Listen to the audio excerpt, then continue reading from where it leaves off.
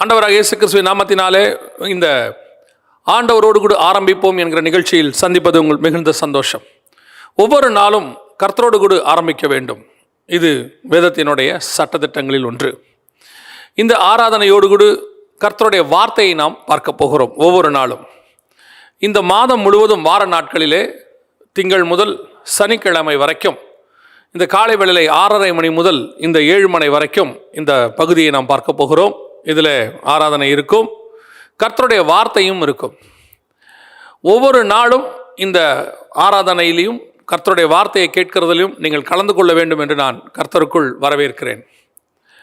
இது உங்களுடைய தனிப்பட்ட ஜெப வாழ்க்கைக்கு மாற்றான காரியம் இல்லை.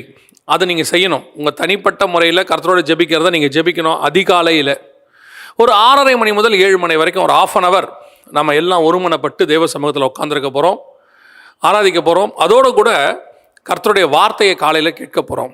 ஸோ இன்றைக்கி ஆராதனையை நம்ம மத்தியில் நடத்துறதற்கு பாஸ்டர் பிரகாஷ், தேவனுடைய வீடு மயிலாப்பூர் சபையை சார்ந்தவர்கள் வந்திருக்கிறார்கள். அவர்கள் ஆராதனைக்குள்ளே நம்மை நடத்தி செல்வார்கள். ஆராதனையின் முடிவிலே கர்த்தருடைய வார்த்தையை நாம் பார்க்க போகிறோம். Come, let us join in the worship. அதிகாலையில் திருமுகம் தேடி அர்ப்பணித்தேன் என்னையே. ஆராதனை துதி ஸ்தோத்திரங்கள் அப்பனே உமக்கு தந்தே. அதிகாலையில் திருமுகம் தேடி அர்ப்பணித்தேன் என்னையே. ஆராதனை துதி ஸ்தோத்திரங்கள் அப்பனே உமக்கு தந்தே.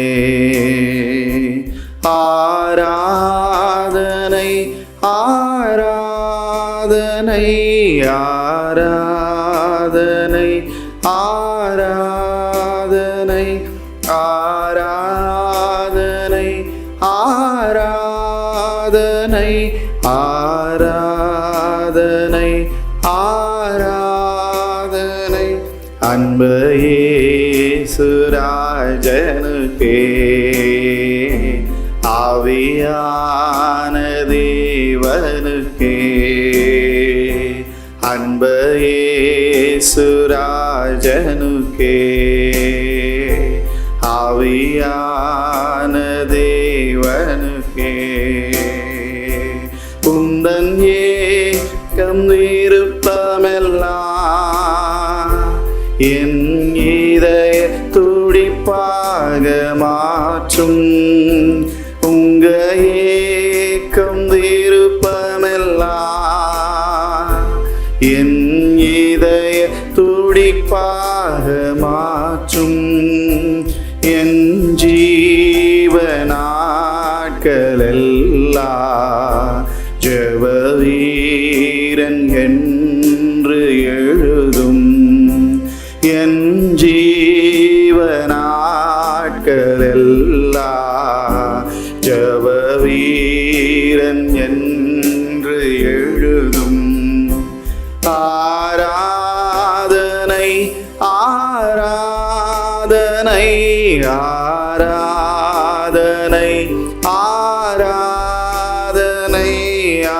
ஆராதனை ஆராதனை ஆராதனை ஆராதனை அன்பு இயேசுராஜனுக்கே. ஆவியான தேவனுக்கே அன்பு இயேசுராஜனுக்கே.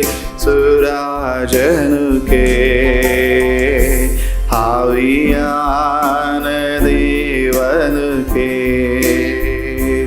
உமக்குகந்த தூய பலியா என் உடலை ஒப்பு கொடுத்தேன்.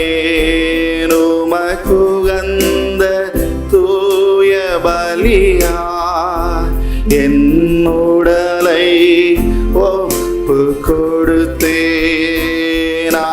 கொண்டு என்னை என்னை நடத்தும் அபிஷேகத்தாலே நிரப்பும் ஆட்கொண்டு என்னை நடத்தும் அபிஷேகத்தாலே நிரப்பும் ஆராதனை ஆராதனை ஆராதனை ஆராதனை ஆராதனை ஆராதனை ஆராதனை ஆராதனை அன்ப இயேசு ராஜனுக்கே ஆவியான தேவனுக்கே அன்பரேசு ராஜனுக்கே ஆவியான தேவனுக்கே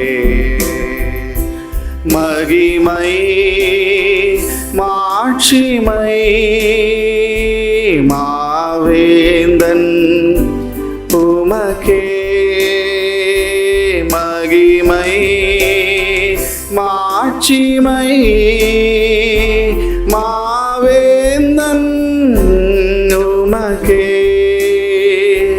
துதியும் கனமும் தூயோனே உமக்கே துதியும் கனமும் தூயோனே உமக்கே உந்தன் வேதம் எனது உணவு நன்றி கீதம் இரவின் கனவு உந்தன் வேதம் எனது உணவு நன்றி கீதம் இரவின் கனவு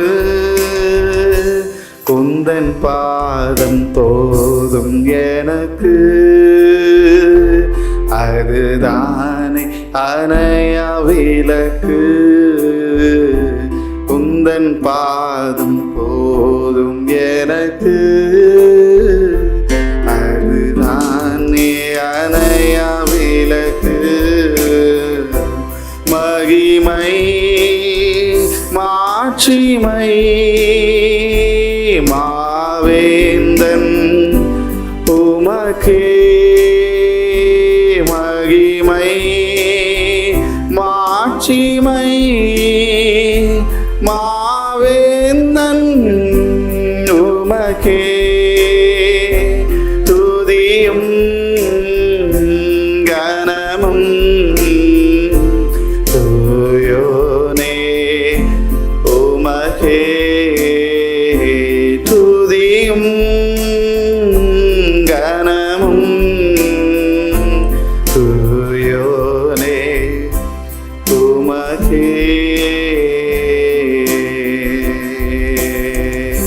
தகப்பனே இந்த அதிகாலை வேளையில கர்த்தாவே உம்முடைய பாதத்தில் அமர்ந்து ஆண்டவரே உம்முடைய பிரசன்னத்தில் இருந்து கர்த்தாவே உம்முடைய முகத்தை நோக்கி பார்த்து உம்முடைய சத்தத்தை கேட்கிற கிருபையை இந்த காலை வேளையில தேவனாகிய கர்த்தர் எங்களுக்கு கொடுத்திருக்கிற உம்முடைய நல்ல தயவுக்காக நாங்கள் உம்மை மகிமைப்படுத்துகிறோம். விசேஷமாக இந்த நேரத்தை நீங்க ஆட்கொள்ளுங்க, எங்களோடு நீங்க இடைப்படுங்க. உடைய நாமத்தை நாங்கள் அதிகமாய் உயர்த்துகிறோம் ஆண்டவராகிய இயேசுவின் நாமத்தில் பிதாவே, ஆமேன் ஆமேன். ஆண்டவராக இயேசு கிறிஸ்துவின் நாமத்தினாலே இந்த ஆண்டவரோடு கூட ஆரம்பிப்போம் என்கிறதான இந்த பகுதியிலே நாம் வேத வசனத்துக்கு நேராக கடந்து வந்திருக்கிறோம். ஆராதனைக்கு பிறகு கர்த்தருடைய வார்த்தையை கொடுப்பது மிகவும் மகத்துவமானது. அதில் ஒரு ப்ரெசன்ஸ் இருக்கும். அதனால தான் ஒரு ஆராதனையோடு கூட கர்த்தருடைய வார்த்தையை கொடுக்க வேண்டும் என்று நாங்கள் விரும்பினோம். கர்த்தர் எங்களுக்கு அப்படி ஒரு வழிவாசலை திறந்து கொடுத்தார். இது உங்களுக்கு பிரயோஜனமாக இருக்கும் என்று நான் கர்த்தருக்குள்ளே நம்புகிறேன். நாம் இன்னைக்கு கர்த்தருடைய வார்த்தைக்கு நேராக கடந்து போகிறோம். கர்த்தருக்கு சித்தமானால் இந்த ஆகஸ்ட் மாதம் முழுவதும் வார நாட்களிலே நாம் இப்படிப்பட்டதான ஒரு அரை மணி நேரம் ப்ரோக்ராமை பார்க்க போகிறோம். இந்த வாட்டி இந்த ஆகஸ்ட் மாதம் முழுவதும் நாம் ஒரு தீமோடு கூட கர்த்தருடைய வார்த்தையை பார்க்க போகிறோம். எந்த தீமில் பார்க்க போகிறோம் அப்படின்னா ப்ரேயர், ஜெபம் அப்படிங்கிறதான அந்த கான்செப்டில் நம்ம பார்க்க போகிறோம். இந்த கடைசி காலத்தில் ஜெபம் அதிகமாய் தேவைப்படுகிறது.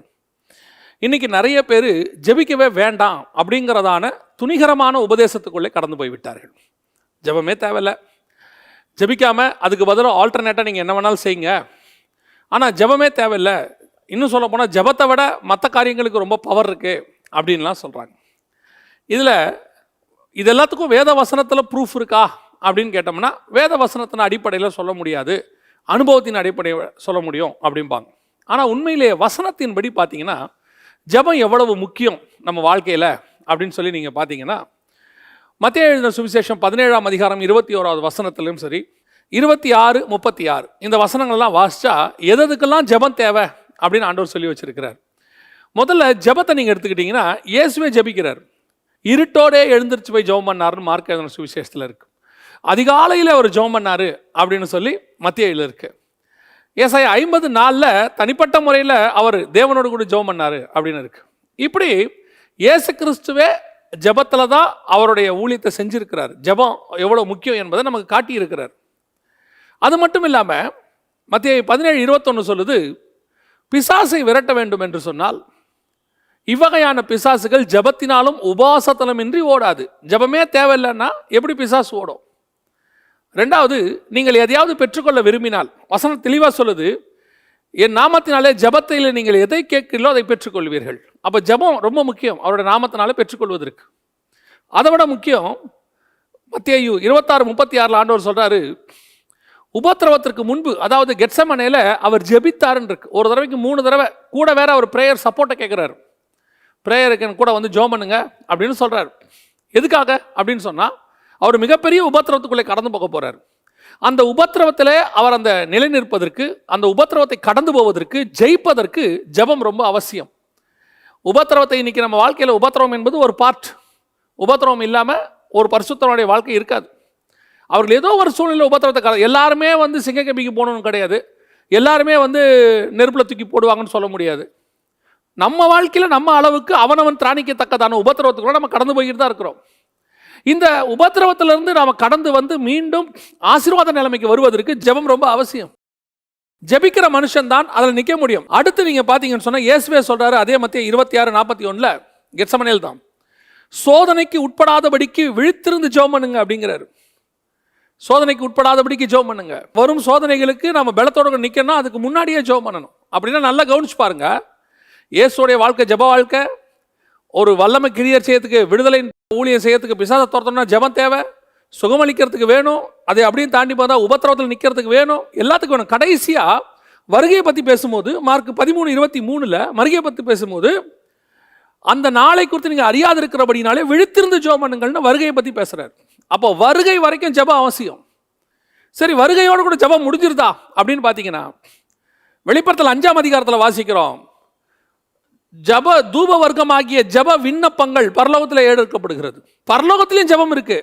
இன்னைக்கு ஜெபமே தேவையில்லை அப்படிங்கிறவங்களுக்கு, ஜெபிக்க வேணான்னு சொல்றவங்களுக்கு, அவங்க மத்தியில் வசனத்தின்படி நான் உங்களுக்கு சொல்லிட்டு இருக்கிறோம். ஜெபம் உங்கள் வாழ்க்கையில் மிக மிக அவசியம். தனிப்பட்ட வாழ்க்கையில் அதுவும் ரொம்ப அவசியம். நான் எப்பவும் சொல்லுவேன், உங்களுடைய ஆவிக்குரிய வாழ்க்கை இன்னொருத்தரை டிபெண்ட் பண்ணி இருக்கக்கூடாது.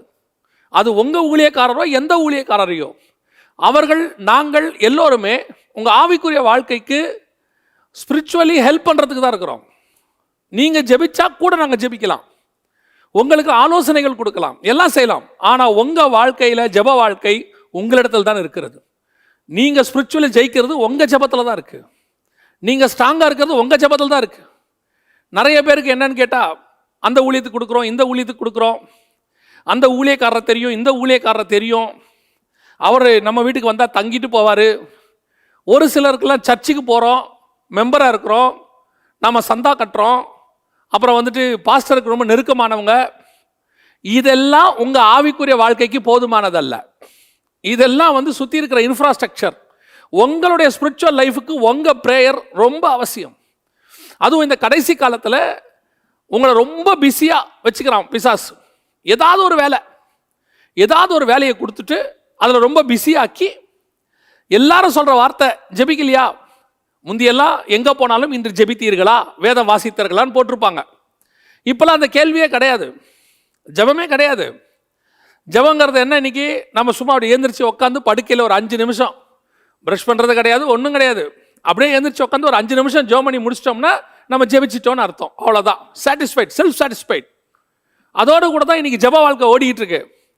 நிறைய பேருக்கு இந்த தசமபாகம் காணிக்கை கொடுத்துட்டோம்னா அவங்க ஆவிக்குரிய வாழ்க்கை நல்லா இருக்கும், பரலோகத்துக்கு போயிடலாம்னு நினைக்கிறாங்க. நீங்கள் தேவன் உங்களுக்கு கொடுத்ததில் நீங்கள் திருப்பி கொடுத்துருக்கிறீங்க, அவ்வளோதான் அந்த விஷயம். நீங்கள் நன்றி அறிதல் இருதயம் உள்ளவங்களா இருந்திருக்கிறீங்க. இதே மாதிரி புறஜாதியாரிலும் நன்றி அறிதல் இருதயம் உள்ளவங்க இருக்கிறாங்க. அவங்கவுங்க கடவுளுக்கு கொடுக்குறவங்க இருக்கிறாங்க. அவங்களுக்கு உங்களுக்கு எங்கே வித்தியாசப்படுது? நீங்கள் ஒவ்வொரு நாளும் தேவனை தேடுகிறீர்கள். ஒவ்வொரு நாளும் தேவ சமூகத்தில் உட்காந்துருக்கிறோம். ஒவ்வொரு நாளும் ஜெபம் அவசியம். டெய்லி, அதாவது இந்த சபை வாழ்க்கை இருக்குது, இது 2000 வருஷ வாழ்க்கை. இயேசு கிறிஸ்துவிலிருந்து இப்போ வரைக்கும் 2000 வருஷம். ஒரு ஆச்சரியமான ஒரு காரியத்தை நான் உங்களுக்கு சொல்ல விரும்புகிறேன். என்ன தெரியுமா? முதல் 2000 வருஷம் இருக்குது இந்த பூமியில். ஆதாம் முதல் கொண்டு ஆபிரகாம் வரைக்கும், இன்னும் சொல்ல போனால் நோவா வரைக்கும் கரெக்டாக சொன்னால், நான் பைபிளில் வாசித்த போது ஆச்சரியமாக இருந்துச்சு. ஒரு இடத்துல கூட ஜெபித்தார்கள்னு கிடையாது. ஆதாம்ல இருந்து நோவா காலம் வரைக்கும் ஜெபித்தாங்கன்னு கிடையாது. ஆதாம் தப்பு செய்கிறாரு, ஆண்டவர் கேட்குறாரு, பழம் சாப்பிட்டாயா அப்படின்னு கேட்குறாரு. நான் விலக்கின கனியை புசித்தாயோ? அந்த இடத்துல மட்டும் ஒருவேளை ஆதாம் ஜெபித்திருந்தால், பாவ மன்னிப்பு கேட்டிருந்தால், அன்னைக்கு கதையே வேற. ஏவாள் பாவ மன்னிப்பு கேட்கல, ஜெபிக்கல. அடுத்து அப்படியே வாங்க, காயின் இடத்துல வந்து கேட்குறாரு, உன் சகோதரன் எங்கே? அவன் ரத்தம் என்னை நோக்கி கூப்பிட்டது. காயின் சொல்றான், சுதந்திரவாளியோ ஜெபம் இல்லை. காயின் வம்சத்தில் ஒருத்தன் வரான், லாமேக்கு. அவனும் சொல்றான், காயின் கொண்ட மாதிரியே நானும் ஒருத்தனை கொண்டுட்டேன். அவனும் சுயநீதி, எனக்கும் 7 தலைமுறை பாவம் சோமங்கிறான். இவனுக்கும் சுயநீதி இருக்கு, ஜெபம் இல்லை. அதுக்கப்புறம் அப்படியே வாங்க, இது வரைக்கும் யாரும் ஜெபம் பண்ணல, ஒருத்தர் கூட ஜெபம் பண்ணாங்கன்னு. ஆபேல் கொலை செய்யப்பட்ட போது எபிரேயருக்கு 12ஆம் அதிகாரம் 24ஆம் வசனம் என்ன சொல்லுதுன்னா, ஆபேலின் ரத்தம் பேசினதை பார்க்கிலும் நன்மையானவைகளை பேசும் ரத்தம். ஆபேலின் ரத்தம் கூப்பிட்டதுன்னு ஆண்டவர் சொல்றாரு. எப்படி கூப்பிட்டுச்சு, என்ன கூப்பிட்டுச்சுன்னு தெரியல, ஆனால் கூப்பிட்டுச்சு. ஒருவேளை நீங்கள் அதை ப்ரேயராக கூட வச்சுக்கலாம், ஒரு ஜபமாக கூட வச்சுக்கலாம் வெளியே. மற்றபடி உயிரோடு இருக்கும் போது எந்த மனுஷனும் ஜெபம் பண்ணான்னு இல்லை. ஏனோக்கு கூட அவன் தேவனோடு கூட சஞ்சரித்தான்னு இருக்கு, மேபி ஜெபம் பண்ணி இருக்கலாம்.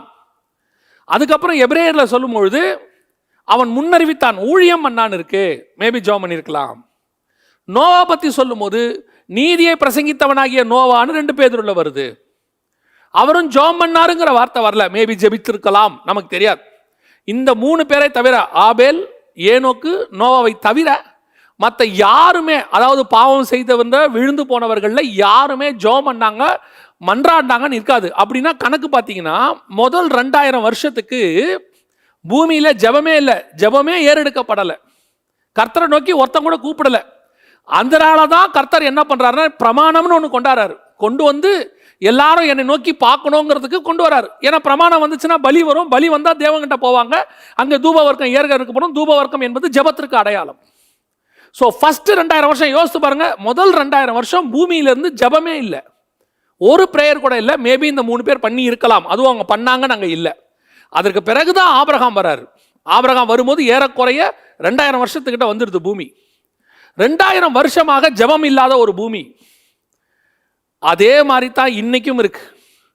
உங்க ஆவிக்குரிய வாழ்க்கையை எடுத்து பாருங்க, எவ்வளவு நாள் நீங்க ஜெபம் பண்ணிருக்கிறீங்க? உங்களுக்கு ஒரு ப்ரேயர் டைம்னு ஒன்று இருக்கா? எல்லாத்துக்கும் டைம் இருக்கு. சாப்பிட்றதுக்கு முன்னாடி மாத்திரை போடணும், நல்லா தெரியுது இல்லை? சாப்பிட்ட பிறகு 1/2 மணி நேரம் உட்காந்துருக்கணும், டாக்டர் சொல்லி இருக்கிறாரு. டெய்லி டாக்டர் 1/2 hour வாக்கிங் போக சொல்லி இருக்கிறாரு. ஆன்லைனில் போய் கரெக்டாக லாகின் பண்ணணும், இல்லைன்னா எனக்கு அங்கே அப்ரைசலில் பிரச்சனை வரும். இதெல்லாம் டைமாக பக்காவாக பண்ண தெரியுது. ஜபத்துக்கு எங்கே நேரம்? ஒரு வியாதி வந்துட்டா டாக்டர் சொல்கிறத அப்படியே கேட்குறோம், ஒரு சம்பளம் கொடுக்குறாங்கன்னு சொல்லி மேலதிகாரிகள் சொல்கிறத அப்படியே கேட்குறோம். ஆனால் சர்வ வல்லமை உள்ள தேவன் அதிகாலையில் என்னை தேட வேண்டும் என்று சொல்லியிருக்கிறாரு, கேட்டோமா? காலை தோறும் அவருடைய கிருபை புதிதாக இருக்கிறதுன்னு சொல்லியிருக்கிறாரு, கேட்டோமா? அதிகாலையில் என்னை தேடுகிறவன் கண்டடைகிறான்னு சொல்றாரு, கேட்டோமா? இல்லை. இன்னைக்கு நம்முடைய ஆண்டவர் நம்ம மேல கிருபையாக இருக்கிறத நம்ம எக்ஸ்கியூஸா எடுத்துக்கிறோம். அதான் வசனம் சொல்லுது, அவருடைய கிருபையை ரட்சிப்பு என்று எண்ணுங்கள். நாம இன்னைக்கு என்ன செய்யணும்?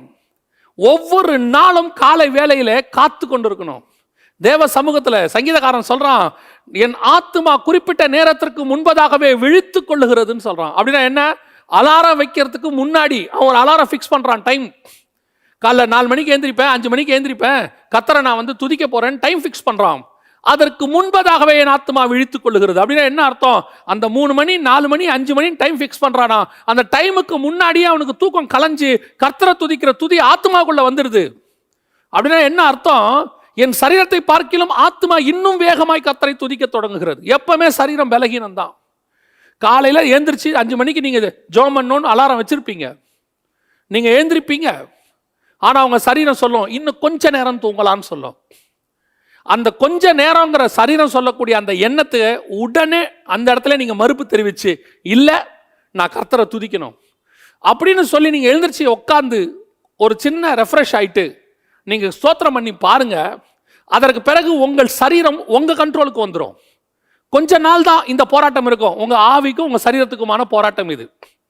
நீங்க எழுந்திரிக்கும் போது உங்க சரீரத்தை, உங்க ஆவி உற்சாகமா உள்ளது, அது எழுந்திரிக்கும். உங்க சரீரம் கொஞ்சம் தடுக்கும். இன்னும் ஒரு அரை மணி நேரம், இன்னும் ஒரு 10 நிமிஷம் தூங்கலாம். நீங்க கண்ணை முடிச்சு பார்த்தீங்கன்னா 2 மணி நேரம் ஆயிருக்கும். ஒரு 5 நிமிஷம் தூங்கலாம் அப்படின்னு நினைப்பீங்க, பார்த்தீங்கன்னா காலைல 7 மணி ஆயிருக்கும். சே, அதுக்குள்ளேயே இவ்வளோ நேரம் ஆயிடுச்சு. இங்கே தான் உங்க சரீரம் உங்களுக்கு விரோதமாக போராடும். நீங்க அந்த நேரத்தில் மட்டும் எழுந்திரிச்சு நல்லா ஜெபம் பண்ணிட்டு அதுக்கப்புறம் கூட ஒரு அரை மணி நேரம் தூங்குங்க. ப்ரேயர் எல்லாம் முடிச்சுட்டு ஒரு 1/2 hour தூங்குங்க. அது கூட நான் சொல்லுவேன்.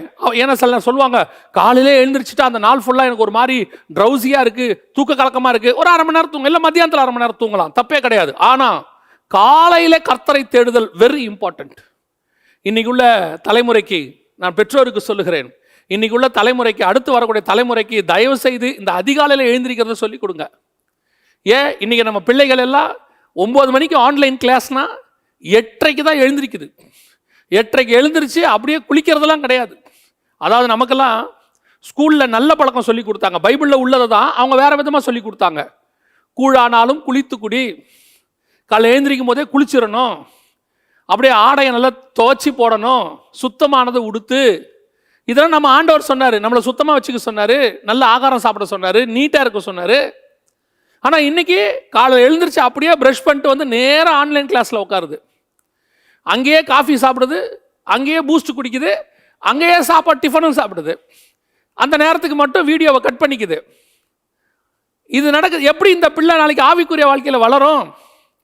ஆன்லைன் கிளாஸ்க்கு முக்கியத்துவம் கொடுக்குற பெற்றோர் உங்கள் பிள்ளைகளுடைய ஆவிக்குரிய வாழ்க்கைக்கு இம்பார்ட்டன்ஸ் கொடுத்தீங்களா?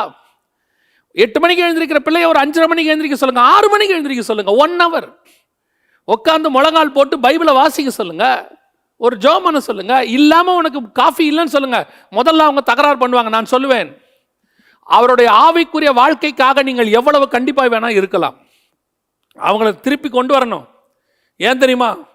ஒருவேளை படிப்பு இல்லை, ஒரு நாள் ஆப்சண்ட் ஆனால் கூட பரவாயில்ல, அதை நீங்கள் பார்த்துக்கிட்டு எழுதிக்கலாம், யார்ட்டையாவது கேட்டு வாங்கி எழுதிக்கலாம். ஆனால் உங்களுடைய ஆத்மா, உங்கள் பிள்ளைகளுடைய ஆத்மா வீணாய் போனால் என்ன ஆகும்? கொஞ்சம் யோசித்து பாருங்க. இன்னைக்கு கடைசி காலத்தில் ஜெபம் மறக்கப்பட்ட ஒரு எக்ஸசைஸ், ஸ்பிரிச்சுவல் எக்ஸசைஸ். பெரியவங்களாம் இன்னைக்கு பாருங்க, 60 வயசுக்கு மேலே ரிட்டையர் ஆன பிறகு காலையில் 6 மணிக்கு 5:30 மணிக்கெல்லாம் எழுந்திரிச்சு உட்காந்து ஜெபம் பண்ணுவாங்க. உடனே இங்கே இன்னைக்கு இருக்கிற யங்ஸ்டர்ஸ் என்ன தெரியுமா சொல்கிறாங்க? அவங்களுக்கு தூக்கம் வரல, வயசாகி போச்சு, அதனால் உட்காந்து காலையிலே எழுந்திரிச்சிடுறாங்க அப்படின்னு சொல்கிறாங்க. இல்லைங்க, போன ஜென்ரேஷனில் நம்முடைய பெற்றோர் நமக்கு சொல்லிக் கொடுத்த மிக முக்கியமான விஷயங்களில் ஒன்று, ஆவிக்குரிய குடும்பத்திலேயே இருக்கட்டும், பாரம்பரிய கிறிஸ்தவர்கள் சொல்கிற கிறிஸ்தவ குடும்பங்களில் கூட சரி, காலையில் எழுந்திரிச்சு பைபிள் வாசித்து ஜெபம் பண்ணா தான் காஃபின்னு சொல்லுவாங்க, இல்லைன்னா கிடையாது. அது கூட ஒரு படி மேலே போய் சில இடத்துல இன்னைக்கு என்ன பைபிள் வாசனை வாசிச்சா சொல்லுன்னு சொல்லுவாங்க. இன்னைக்கு பிள்ளைகளுக்கு செல்லங்கிற பேரில் நம்ம பிசாசின் கையில் பிள்ளைகளை ஒப்பு கொடுத்துக்கிட்டு இருக்கிறோம். படிப்புக்கு செல்லம் கொடுங்க, தப்பு கிடையாது. இந்த படிப்பு இல்லாட்டி இன்னொரு படிப்பு கூட படிச்சுக்கலாம். வாங்கி கொடுக்கறதுல செல்லம் கொடுங்க, நம்ம பிள்ளைகளுக்கு நம்ம தான் வாங்கி கொடுக்குறோம். சாப்பாடு விஷயத்தில் கூட செல்லம் கொடுங்க, தப்பு கிடையாது. ஆனால் ஸ்பிரிச்சுவல் விஷயத்தில் நோ காம்ப்ரமைஸ். இதுதான், இப்படித்தான் ஆண்டவரே அப்படித்தான் சொல்றாரு.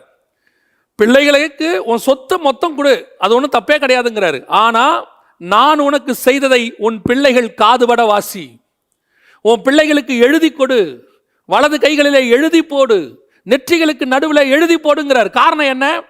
இன்னைக்கு உள்ள ஜென்ரேஷன் ஸ்பிரிச்சுவலி வீக். அதில் மெயின் வீக் எது? பிரேயர். இன்னைக்கு பிரேயரே கிடையாது. முழங்கால் போட முடியுதா இன்னைக்கு உள்ள பிள்ளைகளுக்கு? முன்னாடி உள்ள பரிசுத்தவான்கள் பாருங்க, வீட்டில் உள்ளவங்களை பாருங்க, நேர் முழங்காலில் 1 மணி நேரம் நிற்பாங்க. அரை மணி நேரம் நிற்பாங்க. இப்போ இருக்கிற பிள்ளைகளுக்கு நேர் முழங்கால்னா என்னன்னே தெரியாது. ஒன்று உக்காந்துருக்கு, இல்லை சாஞ்சிருக்கு. ஏன் முழங்கால் போடணுமா, அவசியமா? இன்னைக்கு இருக்கிறவங்களாம் கேள்வி கேட்கறது இவங்களுக்கு ஏற்ற மாதிரி. அதான் வசனம் சொல்லுது இல்லையா, தங்கள் சுய இச்சைகளுக்கு ஏற்ற போதகர்களை தெரிந்து கொண்டார்கள்னு சொல்ற மாதிரி இன்னைக்கு இவங்களுக்கு ஏற்ற மாதிரி கடைசி காலத்தில் சில ஊழியக்காரங்களும் வந்து, நீ ஜோம் பண்ண வேண்டாம், ஜோம் பண்ண தான் எதுக்கு, ஜெபலாம் அவசியம் இல்லை, அதை விட 2 டான்ஸ் போடு, நீ ஜெபத்தை காட்டில அதுக்கு பவர் இருக்கு, நீ ஃபாஸ்டிங் பண்ணுறதை விட 2 பாட்டு பாடு, அதுக்கு பவர் இருக்கு. இப்படி சொல்லி நம்ம பிள்ளைகளை ஜெபிக்க விடாமல் கெடுத்து, அதையும் தாண்டி நம்ம பிள்ளைகளுக்கு இன்னைக்கு முழங்கால் போடுறதுனா என்னன்னு தெரியாது, நேர் முழங்கால்னா என்னன்னு தெரியாது, தேவனை நோக்கி ஜெபிக்கிறதுனா என்னன்னு தெரியாது. ஒரு ஜென்ரேஷனே ஸ்பிரிச்சுவலி ஸ்பாயில் ஆகிட்டு இருக்கு. தயவு செய்து சொல்றேன், இன்னையிலிருந்து முடிவெடுங்க. காலையில் உங்க பிள்ளைகளை நீங்களும் எழும்புங்க. எழுந்திருச்சு தேவ சமூகத்தில் ஒரு 1/2 hour. இப்பவும் சொல்றேன், இந்த அரை மணி நேரம் ப்ரோக்ராமை பார்த்துட்டா இது உங்க தனிப்பட்ட வாழ்க்கைக்கு, ஜப வாழ்க்கைக்கான ஆல்டர்னேட்டிவ் நினைக்காதீங்க. இது ஜஸ்ட் ஒரு 1/2 hour ப்ரோக்ராம், அவ்வளோதான். அதிகாலையில் எழுந்திருக்கணும், தேவ சமூகத்தில் உட்காரணும், ஒரு அரை மணி நேரமாவது உட்காருங்க. ஃபர்ஸ்ட் ஸ்டார்டிங்கில் உங்கள் பிள்ளைகளையும் எழுப்புங்க. புறஜாதியாரோட வீடுகளில் பாருங்க, பண்டிகை நாட்கள் வந்தால் காலைல 5 மணிக்கு எழுப்பி பிள்ளைகளை உட்கார வச்சு தலையில் எண்ணெய் தேய்ச்சி அவங்கள புது ட்ரெஸ் போட வச்சு கூட்டிகிட்டு போகிறாங்க. ஒரு சில மார்க்கத்தாரை பாருங்க, இரவில் அவங்களுடைய வழிபாட்டு தலங்களுக்கு கூட்டிகிட்டு போய் நைட்டெல்லாம் முழிக்க வைக்கிறாங்க. ஏன்னா அன்றைக்கி முழிச்சிருந்தா ஆசீர்வாதம்னு சொல்லி. பிள்ளைகளும் முழிச்சிருக்கு. நம்ம பிள்ளைகளை பாருங்க, காலையில் அதிகாலை எழுந்திருக்கிறதே கிடையாது. காலை இன்னொருனா என்னன்னே தெரியாது. ஆகவே தயவு செய்து நான் உங்களை கேட்டுக்கொள்கிறேன், நீங்களும் உங்களுடைய ஜெப வாழ்க்கையில் ஸ்ட்ராங் ஆகுங்க. எவ்வளவு சம்பாதிச்சாலும் எவ்வளவு சேர்த்தாலும் ஜெபிக்காமல் ஒன்றும் நடக்காது. இதோடைய பாதுகாப்பு உங்கள் ஸ்பிரிச்சுவல், உங்களுடைய உலக பாதுகாப்பு ஸ்பிரிச்சுவல் வளையத்துக்குள்ளே தான் இருக்குது. இன்னைக்கு ஸ்பிரிச்சுவல் வளையம் ஸ்ட்ராங்காக இல்லாட்டி உங்கள் உலக ஆசீர்வாதத்தை பிசாசு ஈஸியாக தூக்கிட்டு போயிடுவோம். அதைத்தான் நான் உங்களுக்கு சொல்கிறேன்.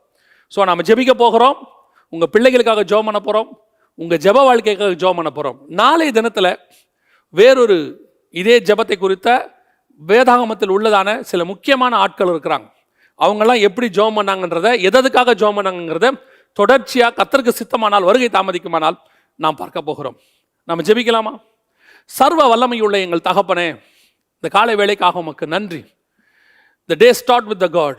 தேவனோடு கூட இந்த நாளை நாங்கள் தொடங்குகிறோம்ப்பா. உங்களோடு கூட நாங்கள் தொடங்குகிறோம். நாங்கள் மாத்திரமல்ல, குடும்பமாய் தொடங்குகிறோம். எங்கள் பிள்ளைகளோடு கூட நாங்கள் தொடங்குகிறோம். ஆண்டவரே, ஒவ்வொரு வீடும் அதிகாலையிலே கர்த்தரை தேடுகிற வீடாய் மாறட்டும். ஒவ்வொரு வீட்டிலும் கர்த்தரை துதிக்கிற துதி கேட்கட்டும். ஒவ்வொரு வீட்டுக்குள்ளிருந்தும் கர்த்தரை ஆராதிக்கிற ஆராதனை வரட்டும். ஒவ்வொரு வீடுகளிலிருந்தும் காலை வேளையிலே கர்த்தரை நோக்கி ஏறெடுக்கிற விண்ணப்பங்கள் ஏறெடுக்கப்படட்டும். ஒவ்வொரு வீட்டுக்குள்ளாக இருந்து தேவ தூதர்கள் ஏறுகிறதும் இறங்குகிறதும் நடக்கட்டும். ஒவ்வொரு வீட்டுக்கு நேராக பரலோகம் திருப்பப்படட்டும். பரலோகத்தில் இருக்கிற செவிகளும் கண்களும் எங்கள் வீடுகளுக்கு நேராக வரட்டும். உறங்கிக் கொண்டிருக்கிற வீடுகளில் இந்த நாளிலிருந்து ஒரு பெரிய மாற்றம் வருவதாக.